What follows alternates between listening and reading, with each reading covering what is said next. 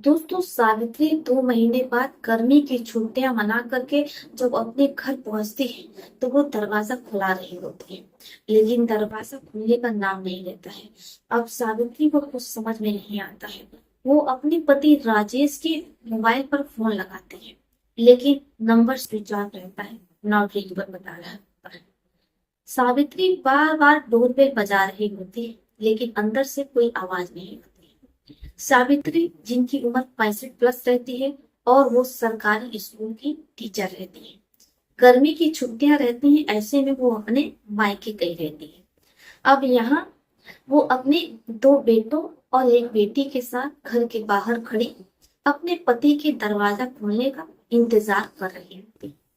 बार बार वो अपने पति के मोबाइल पर फोन लगाते हैं तो कभी डोरबेल बजाते हैं, लेकिन दरवाजा उन्हें नाम नहीं लेता है।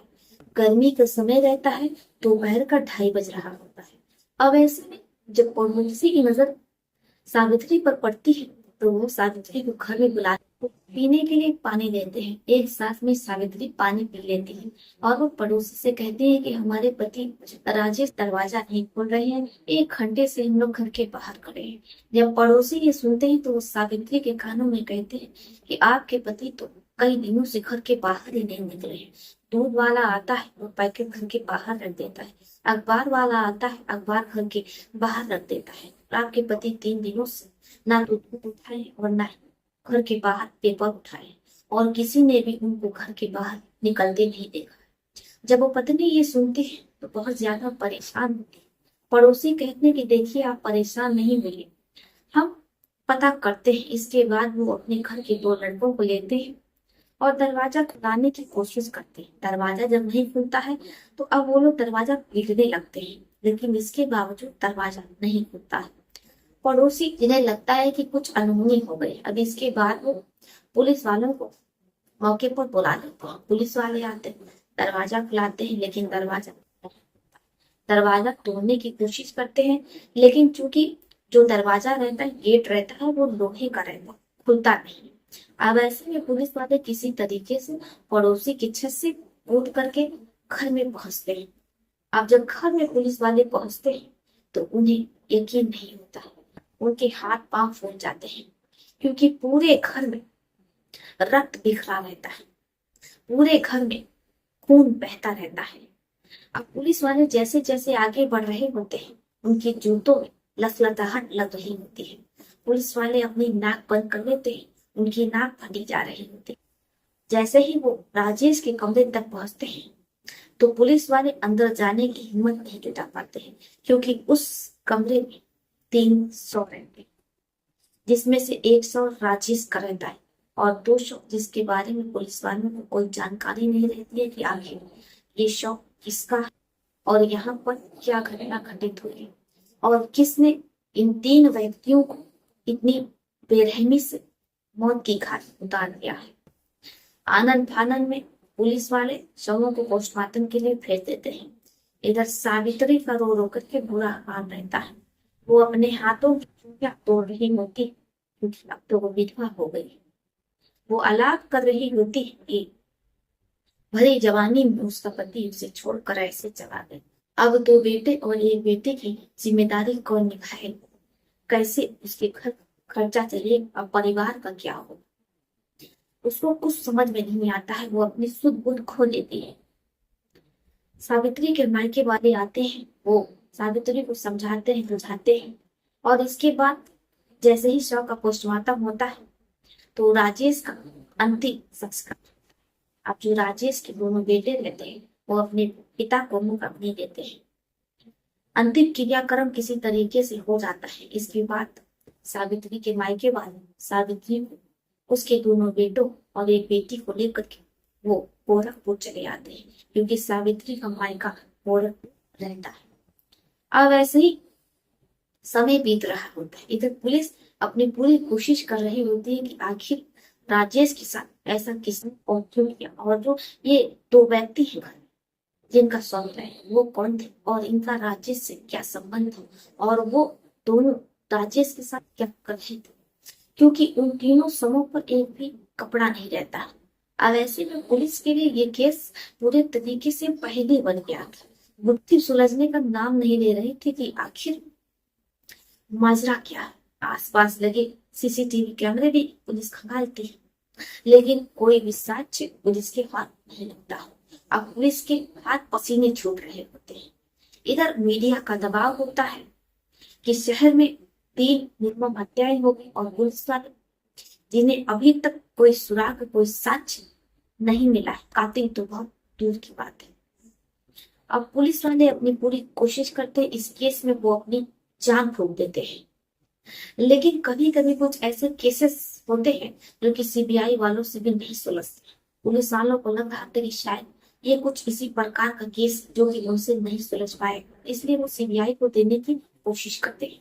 लेकिन जो थाने के निरीक्षक होते हैं वो पुलिस वालों से कहते हैं कि हमारे थाने की बहुत बदनामी हो जाएगी अगर ये केस हम सीबीआई को सौंप देते हैं, इसलिए जो कुछ करना है वो आप लोगों को ही करना है और जल्द से जल्द कातिल को कटघरे तक पहुंचाना है। जब पुलिस वाले ये सुनते हैं तो फिर वो और ज्यादा कोशिशें करने लगते हैं, सबूत जुटाते हैं, साथ जुटाते हैं। अब पुलिस वाले आसपास पड़ोसियों से पूछताछ करते हैं। पड़ोसी कहते हैं कि राजेश तो बहुत अच्छे स्वभाव के, क्योंकि सभी से दोस्ती थी, कभी उनकी किसी से कोई लड़ाई झगड़ा नहीं थी। पति पत्नी भी आपस में बहुत प्यार से रहते थे, क्योंकि राजेश जिनकी सरकारी नौकरी रहती है, पत्नी भी टीचर रहती है सरकारी। ऐसे में किसी चीज की परिवार में कोई कमी नहीं रहती है। ऐसे में परिवार में वाद विवाद होने की कोई भी संभावना नहीं है। अब पुलिस वालों को कहीं से भी एक सुराग नहीं मिलता है कि पुलिस इस केस को सुलझा सके। अब पुलिस वाले थक हार करके सावित्री से पूछताछ करते हैं। सावित्री से पूछताछ होती है, लेकिन पत्नी से पूछताछ के बावजूद पुलिस वालों को कुछ भी हाथ नहीं लगता है। अब पुलिस वाले उन 2 शवों के बारे में पता करते हैं कि आखिर ये शव किसके हैं, तो पता चलता है कि ये राजेश के 2 दोस्त रहते हैं, ये उनके ही हैं। अब पुलिस वाले जो 2 शव मिलते हैं उनके घर परिवार से पूछताछ करते हैं, पता चलता है कि राजेश उनके जिगरी यार थे। अब उन दोनों की पत्नियां बताती हैं, साहब हमारे पति की राजेश से बहुत अच्छी दोस्ती थी और अक्सर हमारे पति राजेश के घर पर रात में रहा करते थे और वो कभी हमारे पास आया करते थे। जब पुलिस वाले ये सुनते हैं तो उन्हें शंका होती है कि भला कोई भी पुरुष अपनी पत्नी को छोड़ करके अपने दोस्त के साथ रातें क्यों बिताए। इसके बाद पुलिस वाले इसी कड़ी से जांच की शुरुआत करते हैं और उन्हें इस केस में पूरी कामयाबी मिलती है। अब पुलिस वाले उन दोनों के बारे में पता करते हैं तो पता चलता है कि ये जो दोनों की पत्नियां कह रही हैं वो बिल्कुल सच बता रही हैं। इसके बाद पुलिस पूरे घर को खंगालती है राजेश के। राजेश के घर में सीसीटीवी कैमरा लगा रहता है, लेकिन कोई भी सीसीटीवी कैमरा काम नहीं करता है। अब पुलिस वाले उस कमरे तक पहुंचते हैं जहां पर 300 मिले थे। पुलिस वालों को एक सीसीटीवी कैमरा मिलता है जो कि बहुत छुपा करके गुलदस्ते में लगाया गया रहता है। ये पुलिस वाले उस कैमरे को वहां से निकालते हैं और थाने लेकर के आते हैं, जांच शुरू करते हैं। अब जैसे ही जांच शुरू होती है पुलिस वालों के रोंगटे खड़े हो जाते हैं। पुलिस वाले देखते हैं कि राजेश अपने कमरे में बैठे और वो बोतल लेकर के ग्लास में निकाल करके पी रहे। कुछ ही देर बाद उनके 2 दोस्त आते हैं। पुलिस वालों को यहाँ तक तो सब बिल्कुल सामान्य लगता है, लेकिन जैसे ही दोस्त आते हैं अब वो भी पीने लगते हैं। इसके बाद तीनों अपने अपने कपड़े निकाल देते हैं। फिर जो पुलिस वाले अपनी आंखों से देखते हैं उन्हें यकीन ही नहीं हो रहा होता है कि 3 पुरुष आपस में एक दूसरे के साथ संबंध बना रहे हैं, स्वर्ग की सैर कर रहे हैं। पुलिस वाले जो भौचक्का रह जाते हैं। अब यहाँ तक भी उन्हें सब कुछ ठीक लगता है। राजेश जिनकी खुद की पत्नी रहती है, 2 बेटे 1 बेटी रहती है, अब ऐसे में उनका दोस्तों के साथ मिलन ये पुलिस वालों को खटक रहा होता है।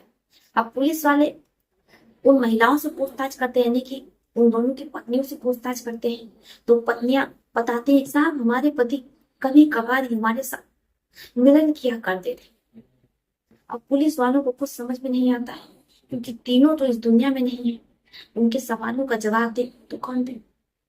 इसके बाद पुलिस वाले अपनी आगे की जांच बढ़ाते हैं और फिर उनके हाथ कुछ ऐसा लगता है कि पुलिस वाले आनंद फानंद अपनी पूरी टीम लेकर के गोरखपुर पहुंचते और वहां से सीधे सावित्री को हाथ में हथकड़ी लगा करके सीधे जेल ले आते हैं। अब सावित्री से महिला कांस्टेबल तगड़े में पूछताछ कर रही होती है। जब सावित्री बताना शुरू करती है तो पुलिस वालों को यकीन नहीं होता है कि एक पत्नी, एक महिला ऐसा कुछ भी कर सकती है। सावित्री कहती है कि सर, मैं अपने पति राजेश के साथ ऐसा कुछ करना नहीं चाहती थी, लेकिन हमारे पति हमारे साथ कभी भी स्वर्ग की सैर नहीं करते थे, मिलन नहीं करते थे, क्योंकि हमारे पति का उनके ही दोस्तों के साथ संबंध रहता है। क्योंकि हमारे पति जिन्हें आदमियों का शौक रहता है, उन्हें पुरुषों में रुचि रहती है, इसलिए वो अक्सर अपने दोस्तों के साथ मिलन किया करते थे, स्वर्ग की सैर पर निकल जाते थे। मैं सब कुछ कमरे के बाहर से चुप करके खड़ी होकर के देखा करती थी, और मेरे पति मेरे मना करने के बावजूद मेरी आंखों के सामने वो सब कुछ अपने दोस्तों के साथ करते, और मैं पति सुख से वंचित हो गई। मैं अपने पति से पूछती कि जब आपको पुरुषों का शौक था, आप ये, तो फिर आपने हमसे शादी क्यों? हमारे पति ने हमसे कहा कि अगर हम शादी नहीं करते तो ये समाज हमें खा जाता। समाज के डर से हमने शादी कर ली, ताकि समाज हम पर उंगली ना उठाए, क्योंकि अक्सर ऐसा होता है कि समाज में जो लोग शादी नहीं करते तो फिर जो समाज के लोग रहते, उन्हें लगता है कि हम से उनकी सैर कर रहे हैं, मिलन कर रहे हैं, तो भला कोई भी पुरुष इससे अछूता कैसे रहे, या कोई भी महिला इससे अछूता कैसे रहे। इसलिए हमने मजबूर होकर के आपसे शादी कर ली, समाज में अपना स्टेटस बनाने के लिए। जब मुझे ये बात पता चली कि मेरे पति के और उन्होंने समाज में अपना स्टेटस बनाने के लिए मुझसे शादी की, तो मुझे बहुत गुस्सा आया और मैंने उनसे बदला लेने की ठान ली। और फिर जैसे ही मुझे मौका मिलता है, मैं उन्हें और उनके दोस्तों के साथ वहीं पर मौत के घाट उतार देती। जब पुलिस वाले ये सुनते हैं तो वो सावित्री का बयान लेने के बाद तमाम साक्ष्यों सबूतों के आधार पर सावित्री पर FIR दर्ज होती है। 6 साल तक मुकदमा चलता है। इसके बाद सावित्री को उम्र कैद की सजा होती है। आज सावित्री जेल में सलाखों के पीछे अपनी सजा काट रही है। क्या जो कुछ सावित्री ने अपने पति और उनके दोस्तों के साथ किया वो कहाँ तक सही? क्या सावित्री के पास कोई और भी रास्ता था? आप लोग कमेंट बॉक्स में अपनी अपनी राय लिख सकते हैं। तो चलिए फिर चलते हैं 3 मार्च किसी और कहानी में। तब तक के लिए आप अपना अपने परिवार का ख्याल रखिए। आदाब, शतिका, नमस्कार।